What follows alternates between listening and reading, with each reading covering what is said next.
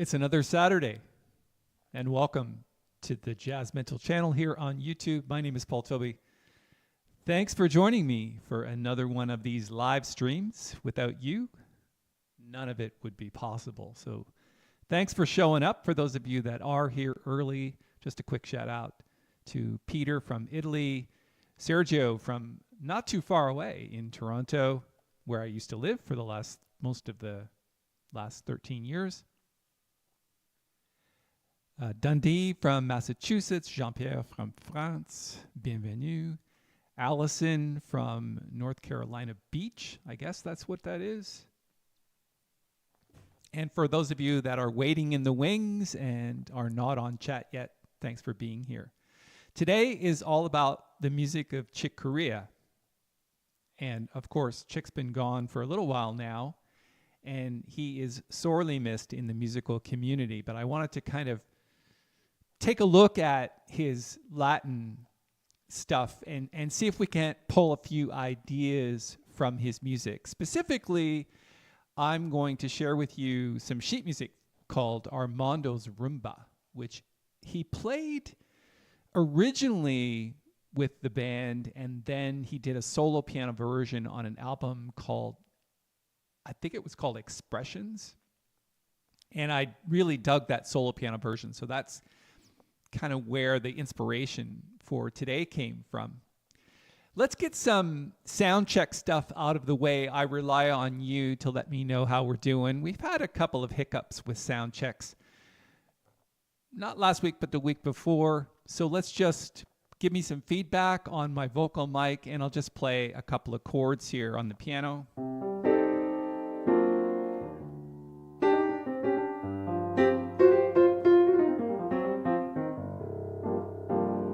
And just let me know if that sounds fine to you, if it's not echoing or feeding back or distorting in any way. That would be good to know. And while you're thinking about that, welcome to the rest of you, Philip and Jamie and Rich and Jess and Allison. Okay, got some feedback, says it sounds great. So that brings us to the portion of today where I'm going to share a sheet music link with you. Here you go. I just posted it. I'm also going to pin it to the top of the chat like usual so that it's there throughout the presentation. Please go and download that. We're going to make reference to it throughout today. So it's a good idea to have that on hand. If the website is a little slow, it's just because we sent a bunch of people there at the same time. And Paul and Jerry and Zoltan, welcome. It's nice to see you again.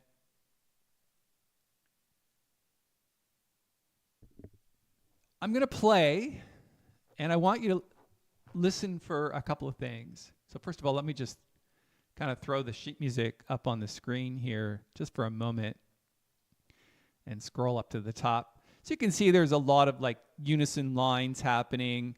What I want you to listen for specifically is the feel. And I know we talk a lot about feel in this live stream stuff. And by feel, I mean in this particular case, it's like a 16th note feel.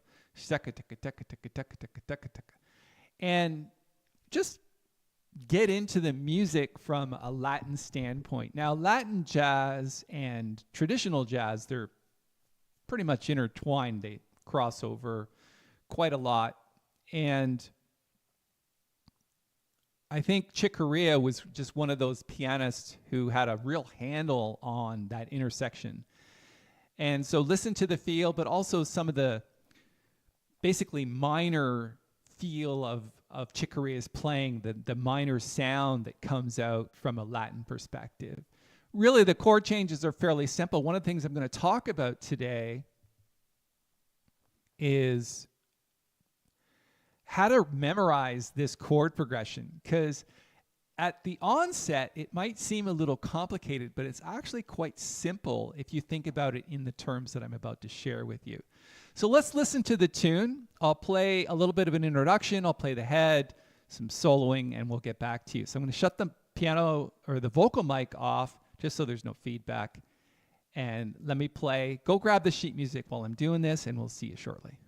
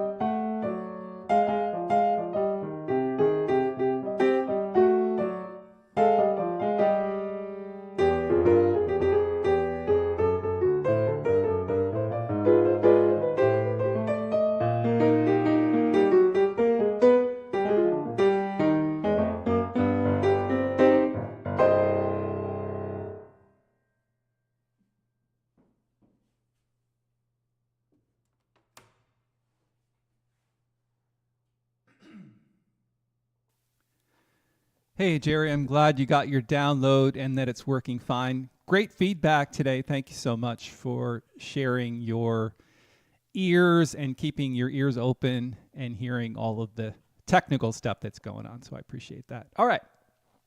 So that was Armando's Rhumba. I'm just curious how many of you have not heard that tune before. If you could just respond in the chat, that would be great. I'm getting some comments like, that was fun, that was nice, that was cool. It is very cool, actually. So the first thing I want to do is talk about the coolness in terms of the actual structure of the tune. So let's just walk through the changes. So the changes are actually fairly simple. If you take a look at the sheet music on the screen, you've got C minor to D7 to G7. And that's the basic structure of the opening part. And the thing about Latin jazz versus, I think, traditional jazz, where you would have chords like this,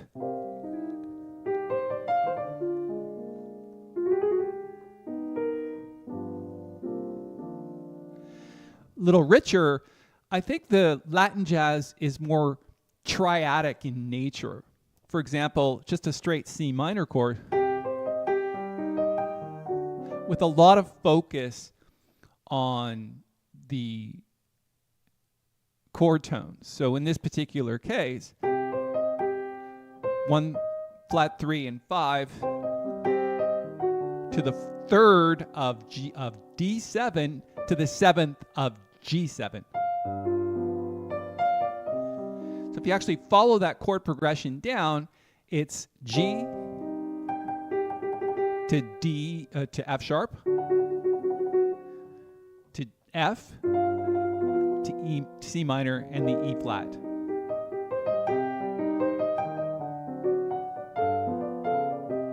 So when you're practicing this thing, I might suggest to you that you just start there. You'll notice that when I did the montuno like this,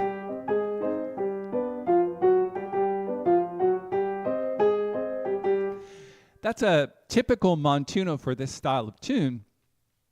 I'm using those triads. So C minor to A flat major to C minor to G7 back to C minor. So very similar to the changes of Armando's Rhumba. So instead of going to D, we're going to A flat.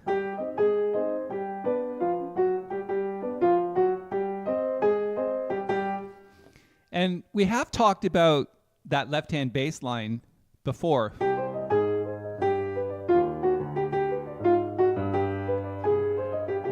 Which is kind of tricky to play, kind of fitting it in with the right hand, but it is a clave bass line. We won't really talk too much about that today, but I just kind of wanted to point that out to you. So one more time, C minor to D7 with F sharp in the melody, to F in the melody and G7 to C minor. And that's basically the beginning part. So that's how to think about the tune, just those 3 chords to start with. And then as we scroll down the tune and we get to the second part of the tune, you've got this line that goes like this. Now you'll notice that this is not unison. The left hand is playing E in the bass, where the right hand is playing G. I could play it up here too if I wanted to.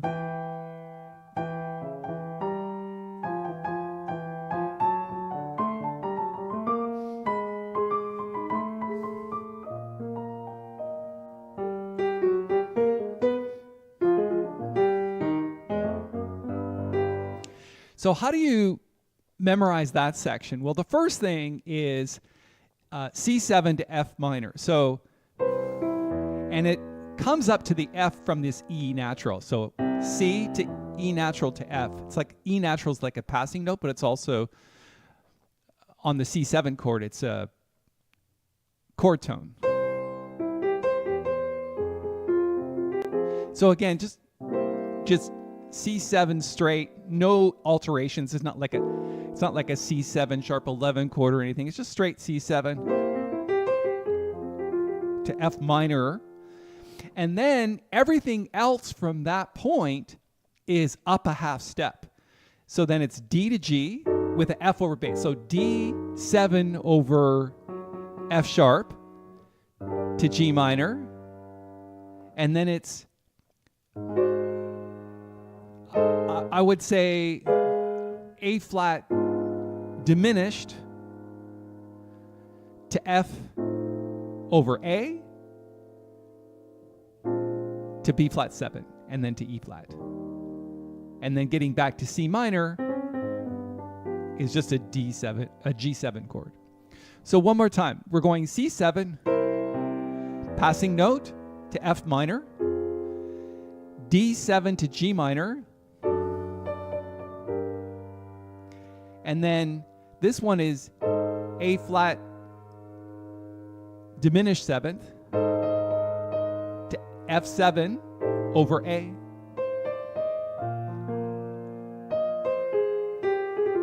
to B flat, to E flat.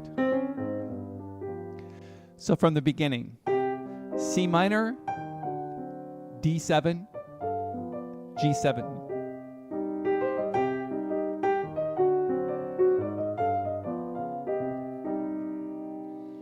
And then comes a bunch of dominant sevenths to minor chords. So C7 to F minor, D7 to G flat, to G minor, to A's half diminished 7, A flat diminished 7th to F7. So we have to think about those last two as F7 to B flat 7 to E flat. So 2, 5, 1 of E flat. So one more time.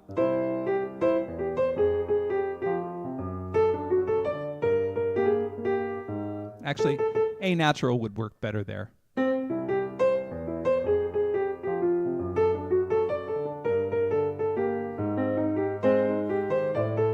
F7, B flat. And then you've got this just to G7 to get back to C minor. Now, Chick does this. Interestingly enough, that's pretty simple. You just got an E 10th up half steps, up to G.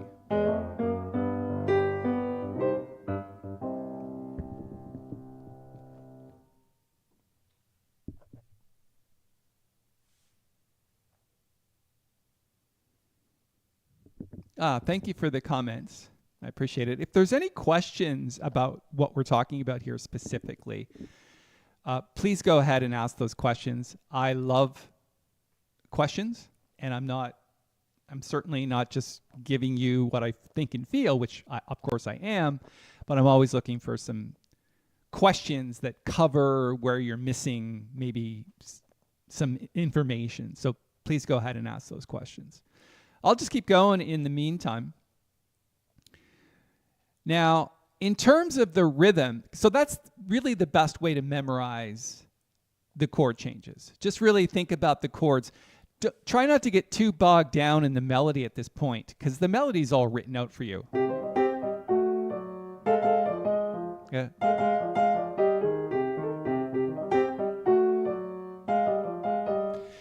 That's all written out, and I would suggest that you maybe play that with a metronome to kind of get the,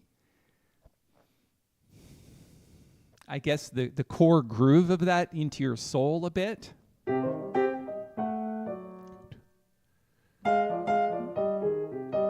Now, you don't have to play it as written. You'll notice I took some rhythmic license. For example, it's written like this. 1.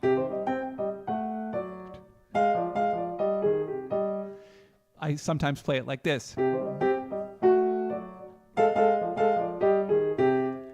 Not even getting back to the E flat. So you can mess around with the melody as much as you like, as long as the feel remains consistent.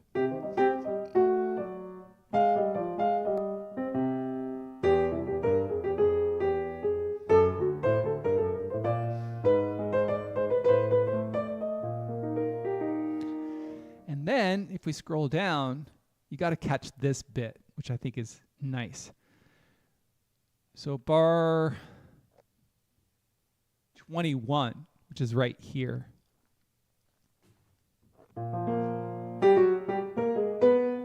interesting. It goes from B flat in bar 22 to A flat to B natural, which is the flat 9 of a B flat 7 flat 9. And I've notated that in the chord change. And then this melody note, this melody line that goes, which is just G7 flat 9.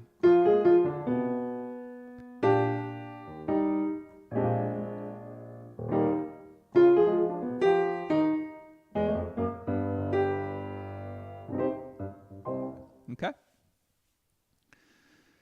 Get that down, because that's really the soloing stuff. So if you just take those simple chords, C minor, and just play like triads in the right hand, it's a good way to start soloing over this. Like,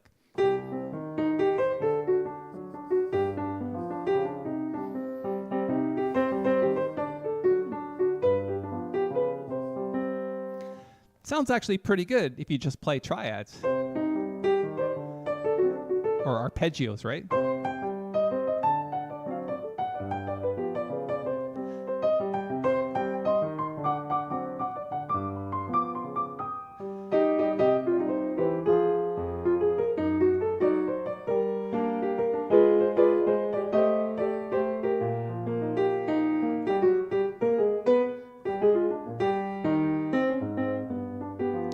Now, I notice that he does this.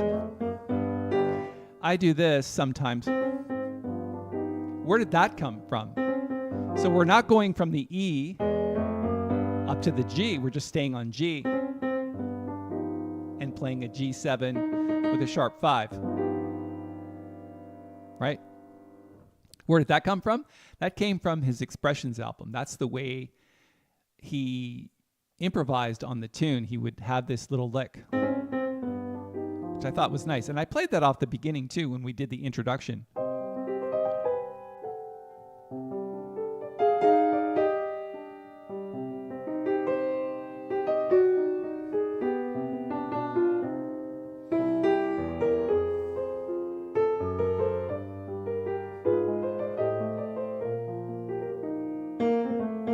And then F minor over B flat with a B flat 7 flat 9 to E flat, and then we did this. It's very Latin to do things like that. So again, it's really more about chord tones than it is about extensions. It is important in certain places to catch the flat 9s where necessary, or the sharp 5s where necessary, to kind of create a little bit more tension, but totally not necessary. Even if we went like this,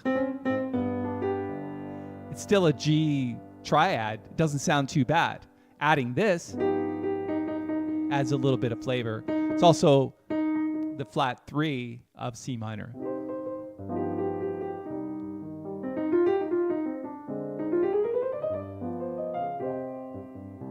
Okay.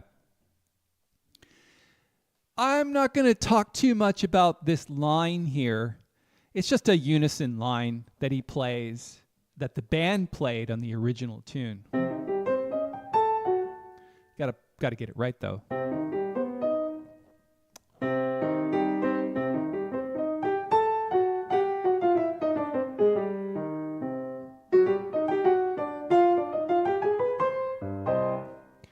Or you can play it like this. I do G to C. I do things a little bit differently than what's written.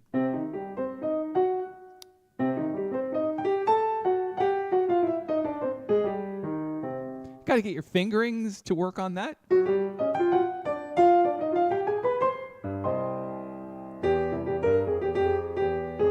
And it's the same as the beginning.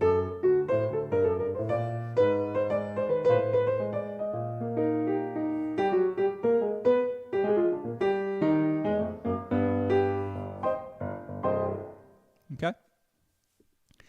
So then when it comes to soloing over this tune, like I said, start with triads because it's the feel of the tune. If you do too much of this,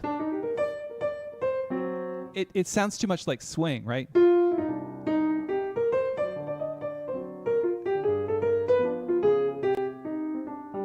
you don't really want too much of that. You want straight chords, straight triadic and simple modes.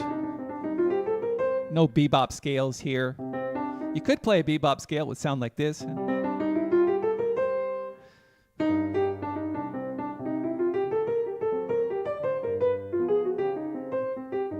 But just really keep those chord changes in your head. C minor, D7, G.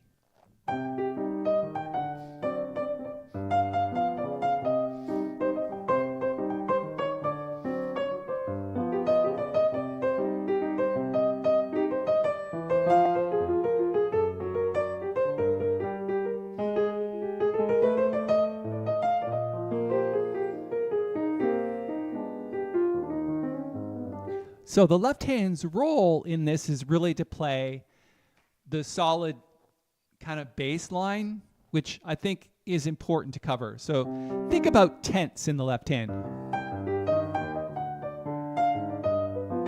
So like a G7 chord like this with the root and then the tritone, almost like stride piano.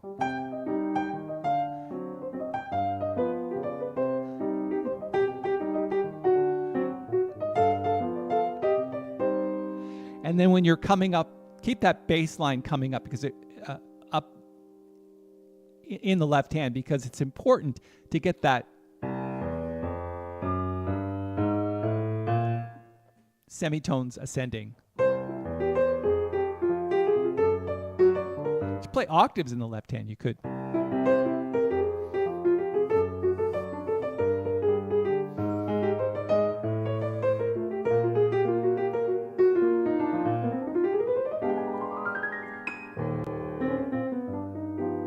Okay?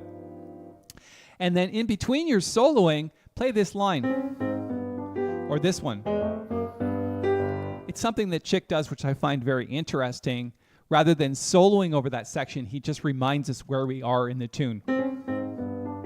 Or to get us back to C minor.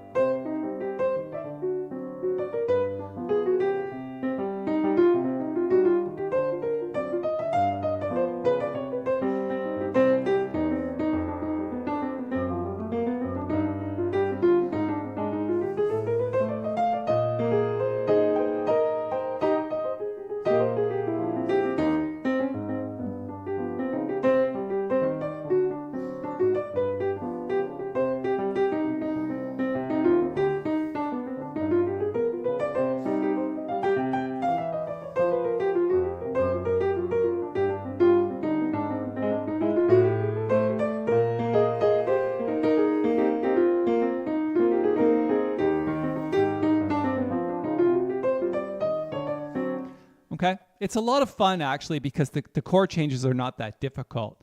And while it may seem complicated to the ear at the onset, like I said, the chord changes are actually fairly simple. So you should be able to make your way through this tune fairly easily with that type of mindset going into it. Let's just check in at the chat. Hey, Ben from Boston. Good to see you again. Rich says, those two diminished A chords going to E flat really make the tune memorable. Yeah, you're talking about A flat diminished. So you could think about this one like A diminished instead of A flat. So A flat diminished to A diminished. Or you could think about it like an F7 chord. This is the way I think about it because we're going to B flat, right? And if you think about A diminished, it's F7 flat 9. So it's to E flat. Yeah, good point. It does make the tune, I think, mostly not just because of the chords, but because of that ascending semitone bass line. That would be my take on that. So thank you for the comment. All those bebops in there. Still new to this concept. Yeah, I mean, there's a lot of language in there for sure. But funnily enough, I'm not using a lot of the bebop language when I play this tune. I'm more sticking to traditional, like melodic minor scales. This is a jazz melodic minor. So classical melodic minor is this, right? These two notes versus these two notes. Or harmonic minor.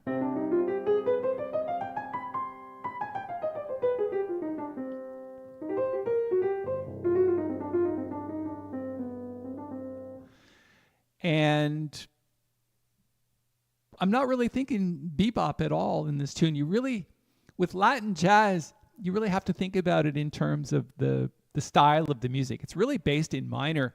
If you actually went to Spain, you'd have a lot of flat twos.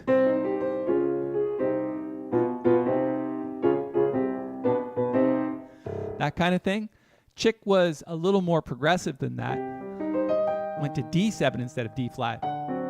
Right? So instead of this, right? Which is like bullfighting.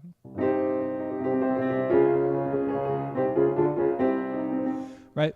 It still kind of captures that minor triadic feel. Very classical in nature, for sure. And Sergio, you are correct. There is a lot of classical music in Chick Corea's playing, just as we've sort of noted at this particular moment. You've got Chick's slur on that lick. Yeah. There is quite a bit. I've studied actually a lot of Chick Corea's playing, and there definitely is a lot of it in there. I would also like to just quickly mention that we're halfway through. We got a lot more to go, and I hope you're really into this music and into the groove today, and that it's hitting the right notes for you. Just a reminder that YouTube's got that super thanks below. It's kind of a cool way to support these streams if you'd like, and it keeps the coffee flowing for next Saturday. So just like to quickly point that out. Okay, let's get back to it.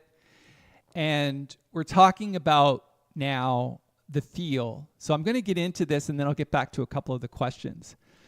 So one of the things about the feel, and this is really important to kind of get, is that when you're looking at a Rhumba like this, the feel is this.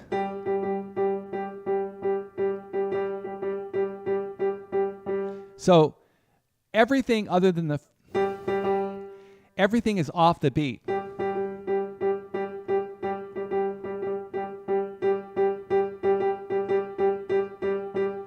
One, two. It's hard to even talk because everything is on the end of the beat other than the first few notes.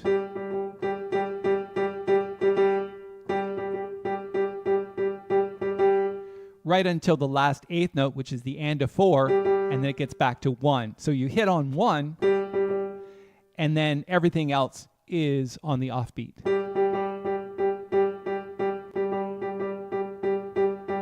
So when you hear me do things like this, it follows that pattern. Listen.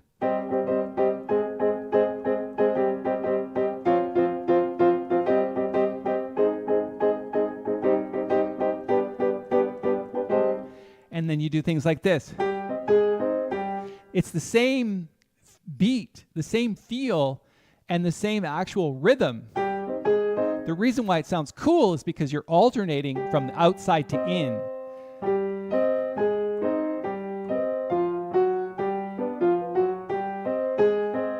And then the and on the end.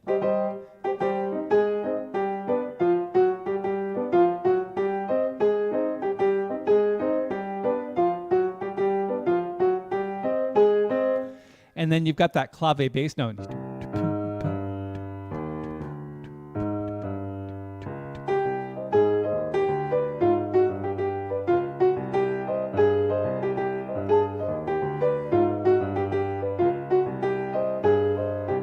That, I can tell you, is not the easiest thing to do. That takes a long time to kind of figure out. I would go back in these live streams until maybe last year when I talked about playing this tune. I think we were doing Bésame Mucho, right?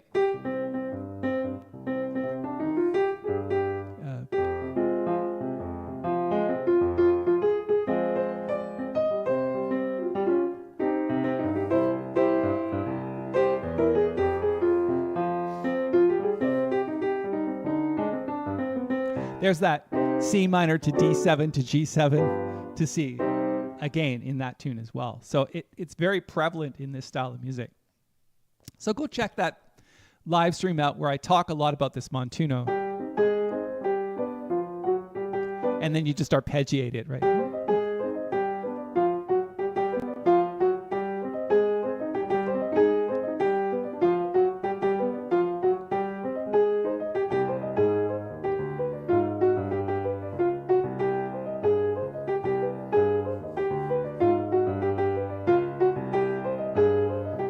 You notice that the left hand is not playing on one. It's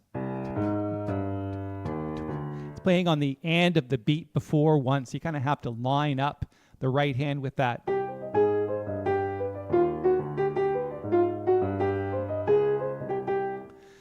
Okay, so kind of cool, right?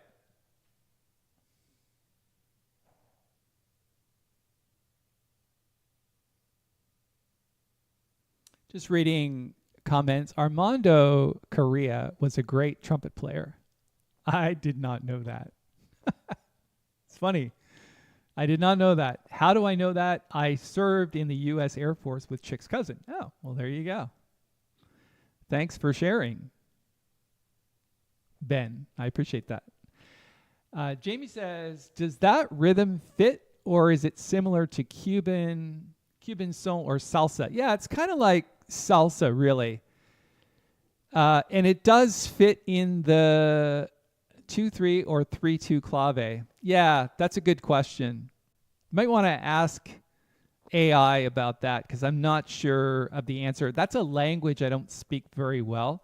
I kind of speak the language of improvisation, so I've learned these things without the technical terms. So I don't really have an answer for you, Jamie. I wish I did, but I don't. But it does fit Cuban salsa. So this is salsa and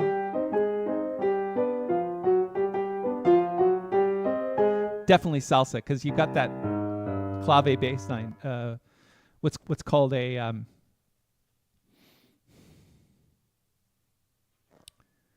montuno, and what's the name of it? Oh, I'm having a senior's moment. I said it earlier in the live stream and now I can't remember. But anyway.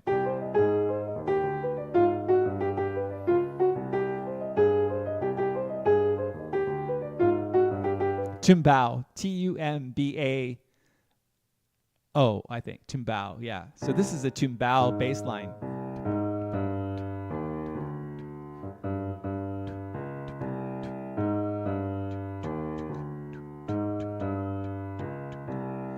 So it's like and of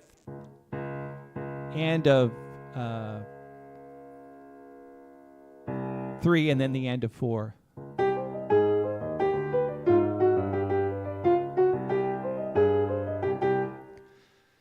Tumbao, yes, Jerry, thank you. I got it before you posted it.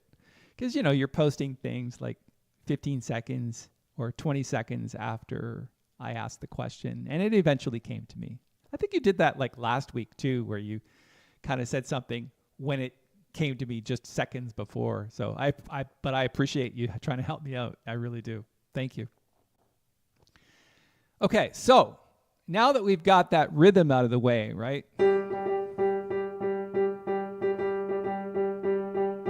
That's the rhythm you have to keep in your head when you're soloing.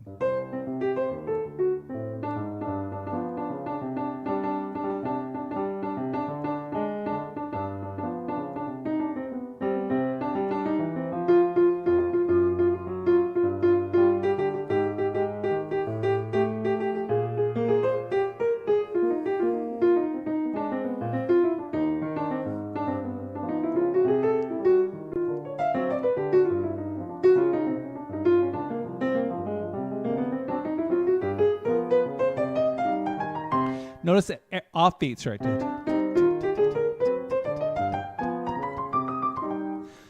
Right? It's the rhythm that's in your soul that keeps you moving through this tune at a fairly decent pace and keeps the notes even, right?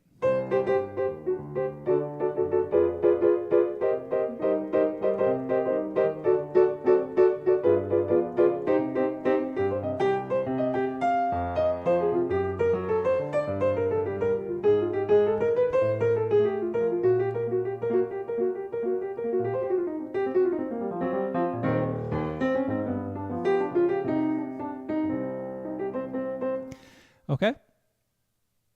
Justo says, I was also in the U.S. Air Force. Well, I'm glad you guys hooked up in the chat. Good.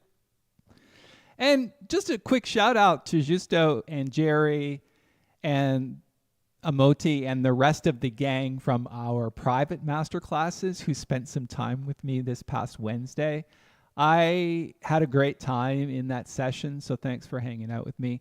Just wanted to let everybody know that in this larger group on Saturday, there are some people that have joined me in this very intimate masterclass that we host once a month, and that just happened this past Wednesday. So just a quick shout out to all my peeps from the Jazz Piano Mastery course.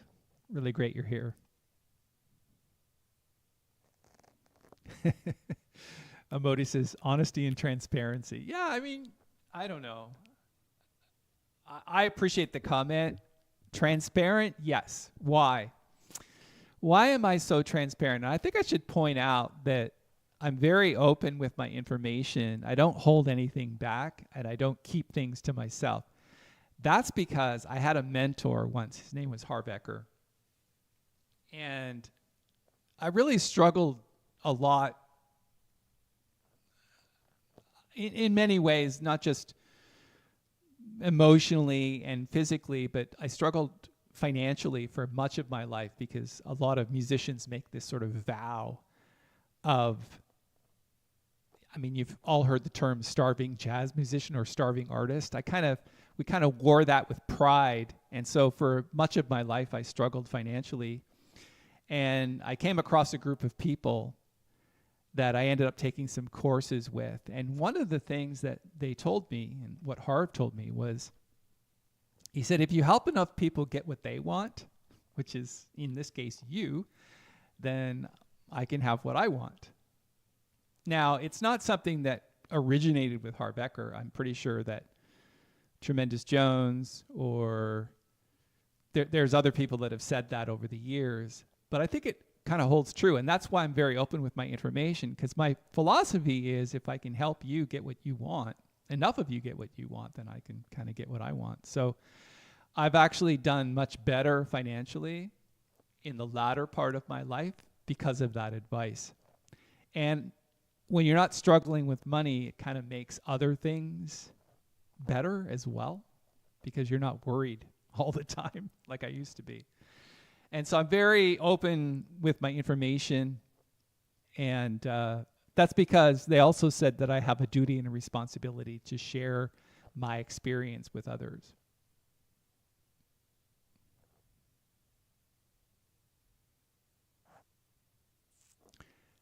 Wait, what? Do you know about Tremendous Jones? Yeah, I do. I know about a lot of these people. I've read like a stack of books on sort of like the personal growth era or genre.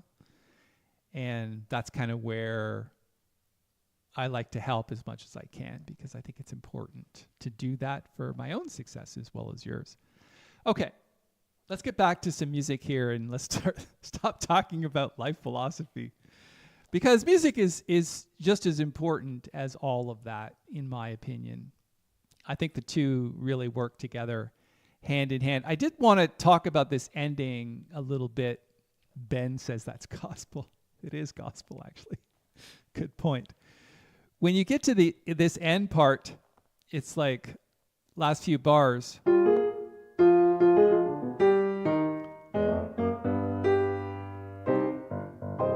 The way that you play that ending, I think, is super important. So let me it's not written in your sheet music, and then it just ends on this. I think it's just like a C minor chord, G7 to C minor. So like this.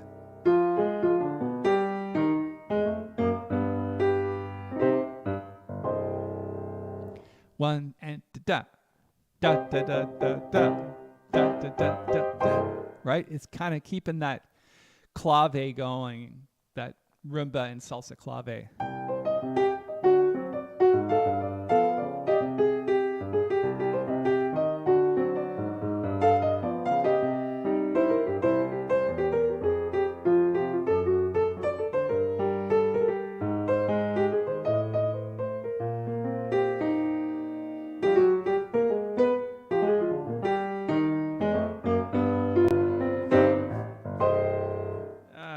lift it a bit. You got that rhythm, right? Da da da da da da da da da da da da da da da da da da da, and ending on the and of 4 rather than 1. So I know it says in the sheet music that you're downloading that it's ending on beat 4. It's actually, I like the and of 4. Or any other note you choose is just as good.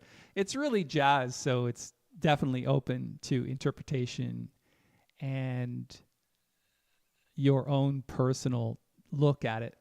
Let's take a look at the intro too. I think it's important to kind of get that down. So really one and do that do that ducka ducka ducka do that do that da da da do that do ba da do ba.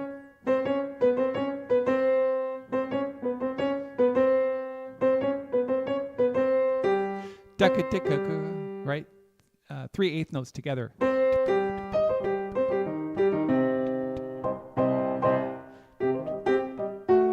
One more time.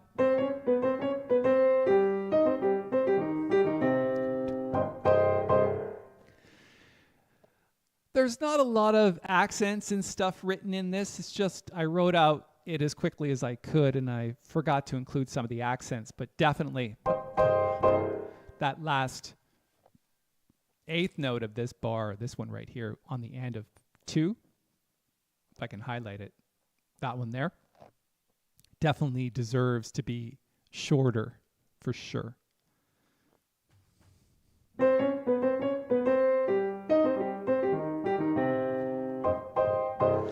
Now, in terms of speed, I like the slower speed.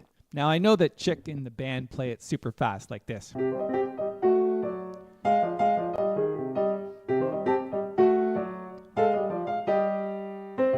But I like this.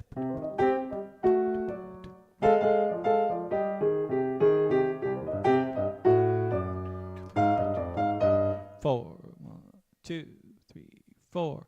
Not exactly sure what tempo that is. I have a second hand on my watch. Yeah, here we go. 1, 2, 3, 4, 5, 6, 7, 8, 9, 10, 11, 12, 13, 14, 15, 16. So 16 times 5. 16 times 6 is 96. Yeah, so 96 beats per minute, approximately. So 96 to 100, that area. I know it says quarter note equals 1/16. That's more like this.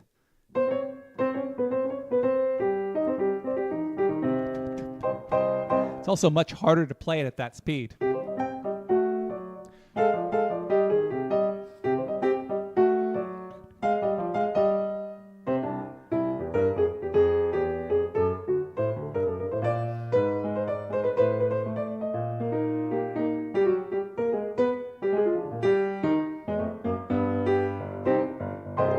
Now, it's good to play it at that speed. I definitely think it's easier if you have a bass player and a drummer helping you out.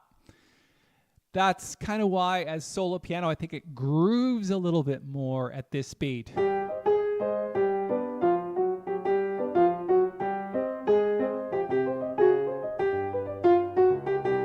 Right? That kind of speed.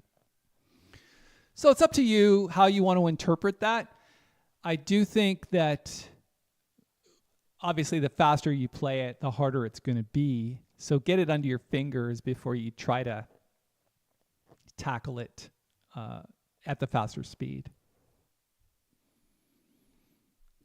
Ben, thanks for the shout out for Nancy. It's actually been a good week for Nancy. And I hope it's going to get better. It's the last few days are positive. We didn't get some good news from the oncology department this week, but anyway, at least she's feeling better, so that's good. Read several books by Wayne Dyer. Yeah, me too. Good stuff. Thank you for sharing. Bar 42 is an amalgam of a B flat sus 7 and a B flat 7 flat 9. Can you say something about that voicing? Bar 42. Well, let's take a look.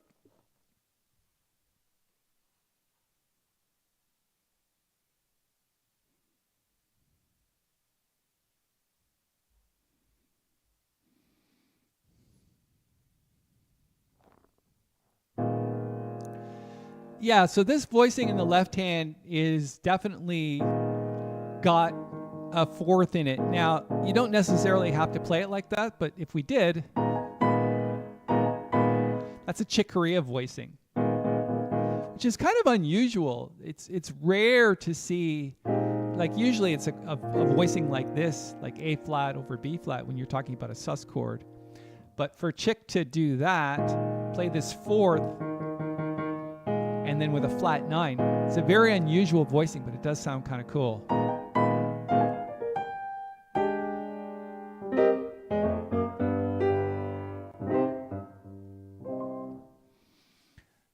It fits in the context that the melody note is going to the B flat, or to the B natural, or C flat, right?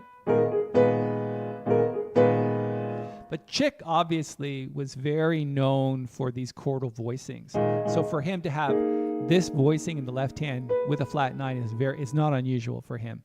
So if Chick were playing with a band, his voicings would be like this for the tune.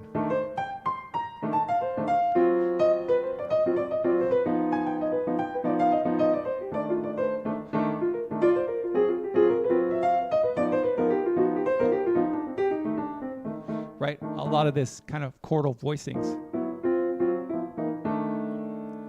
So for him to do that in the left hand is, again, not unusual.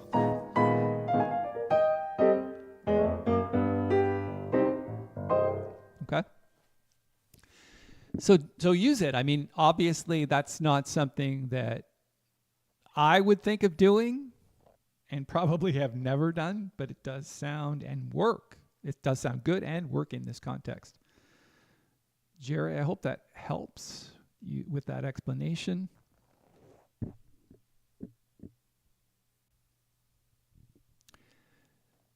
David says, just checking in, just arrived home for the latter part of your tutorial. Love the tune. Oh, good. Glad you like it. I do too, which is kind of why I picked it for today. All right, let's see what we can do. It is now 11:55 Eastern Standard Time, my time. And I'm going to play it a little bit faster, just for fun. I'm going to take the sheet music off your screen. We're working on Armando's Rhumba today. Thanks for hanging out with me. Let's just play it up a little bit and see what we can come up with. Usually I play a bit in the beginning and I play a bit at the end. So we're approaching the end, so I'm going to play a little bit more here. Let me shut the mic off and let me see what I can come up with.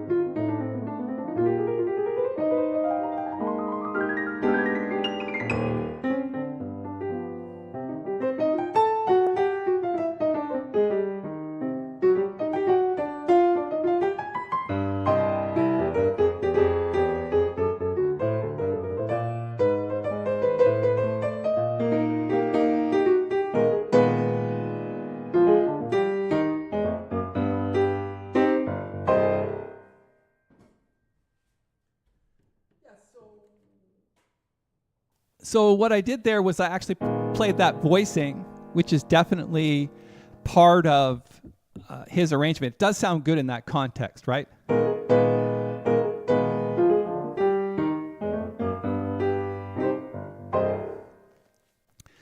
That left hand.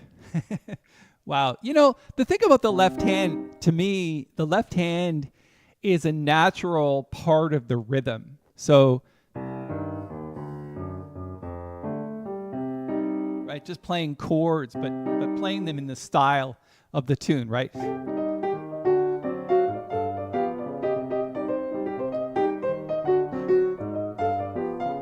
And, you know, a lot of like these chromatic passing notes, right?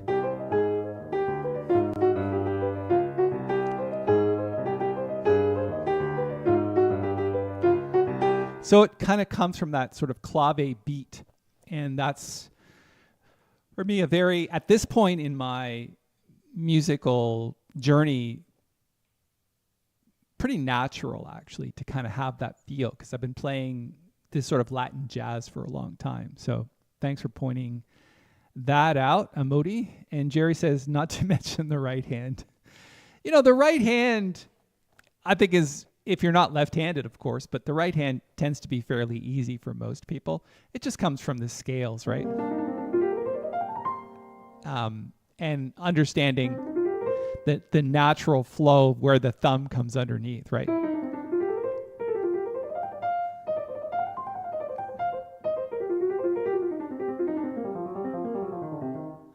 You know, that kind of thing, right?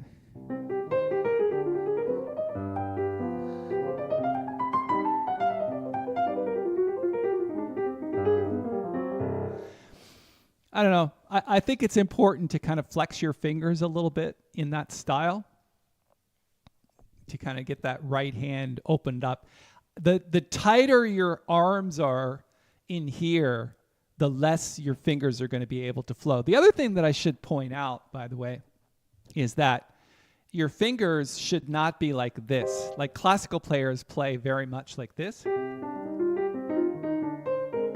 It's very, if you take your finger, try this with me, by the way, and I can't see you do it, but give it a shot. Let me take the sheet music off the screen for just a moment while we do this.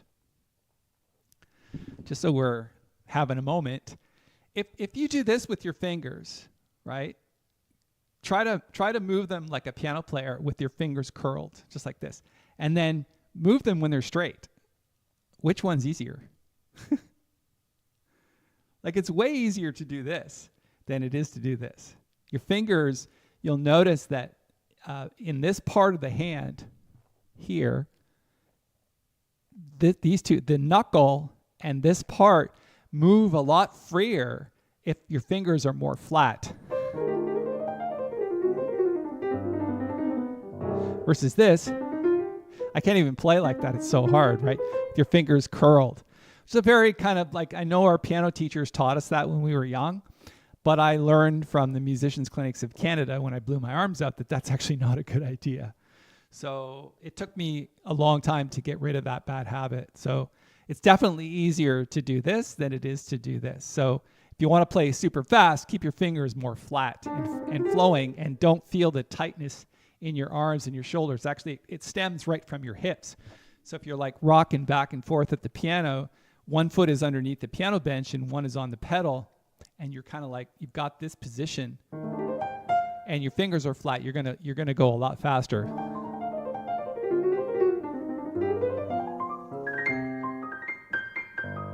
Right? Okay. Chick Corea's cousin told me that he spent most of his life on the road. Yeah, that, no doubt. You know, it was funny, when Chick Corea came to Toronto one year, I think I'm going back maybe 10, 15 years, I went to see him at the Ford Center. And it was just a solo piano concert. It was at the recital hall at the Ford Center, and which is in North York, not that far from where I used to live. And at one point in the concert, it was interesting. He asked how many people in the audience played the piano, and at least half of them put their hand up. It's the craziest thing, right? And I'm sitting up in the balcony because, cheap seats. But I put my hand up too, just like everybody else.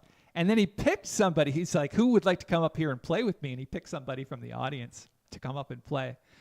And I don't know, it was funny because the guy who came up and played couldn't even it was very rudimentary. Let's just put it that way. And everybody's at a certain level of piano, but I just thought to myself, man, I'd been studying his music for a long time. What if the two of us had ended up on stage together? That would have been so cool. Because he'd have been like, who the hell is this guy who knows all my music? Because they basically asked the kid, like, what would you like to play? And the kid said, he didn't actually have an answer. I think they ended up playing this.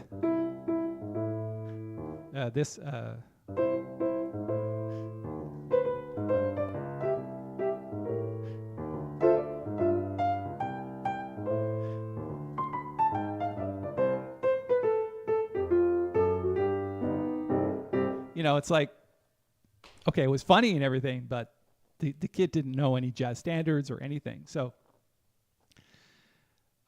if he had asked me, I would say, well, let's play Spain. I would have just been...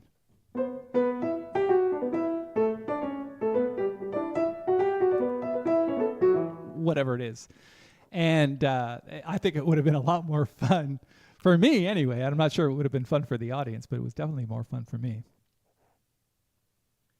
And Modi says, my mom stressed the curl with all her piano students, but like Monk and Slim Gillard, I have to restrain myself and follow my path. I agree with that. Yeah. And again, it's not for everybody. So if you can find a way to play faster with the facility that you have and the technique that you have and the style of finger movement that you have, then and it works for you, that's great. All I'm saying is that I learned, for me, it's much easier to have the fingers flow like this than it is like this. Because when they're like this, they get all crunched up.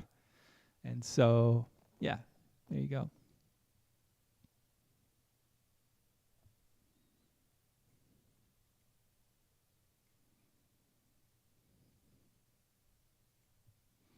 Chick should have asked if there were any professional players in the audience and excluded the amateurs automatically. Yeah, well, there was probably a lot of us. I did meet up with two colleagues there at that particular concert that could have probably, I don't think they were as big into Chick's music as I was, but it definitely would have been more interesting for sure. Because it was funny, and it was definitely great for him to bring somebody up from the audience, which I often do, by the way, to play with the band, because it's nice to make the audience the star, and that's really the most important part of a concert as far as I'm concerned. And so I'm glad he did that. Musically it wasn't very good. Rich says Chick did a version of this song as a duet on One Set of Vibes. Was that with Gary? What's his name?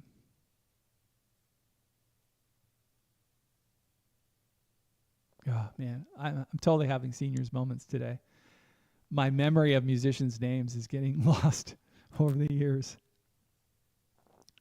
Jerry, I appreciate the comment. A lost opportunity for Chick. I don't know. I think it worked well. It was definitely very audience pleasing. We got a good laugh out of it.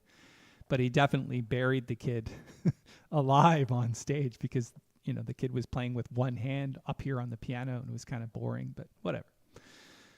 Gary Burton, thank you. There you go. All right. You got one, Jerry. You got there before I did. Nice. I think that'll cover it for today. I did have fun playing. Hopefully you had a chance to go and grab the sheet music. I did want to put out one last mention that if you enjoy these sessions and you liked hanging out with me, and you are definitely a bunch of amazing jazz cats, if you loved the session and you drop a super thanks here in YouTube, it's right there underneath the video. It helps me keep these videos going strong each and every week. So I want to see you next Saturday, same time, same place. Not exactly sure what the subject matter will be for next Saturday. Like always, I kind of figure it out the day before or maybe a couple of days before. And I'm grateful to all of you for attending. Thanks for the questions and the comments. I always look forward to those.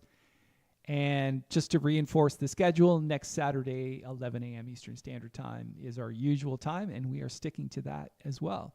So grab the sheet music while it's up. I'm going to take it down in a few minutes. And that's a wrap, folks. We'll see you next week.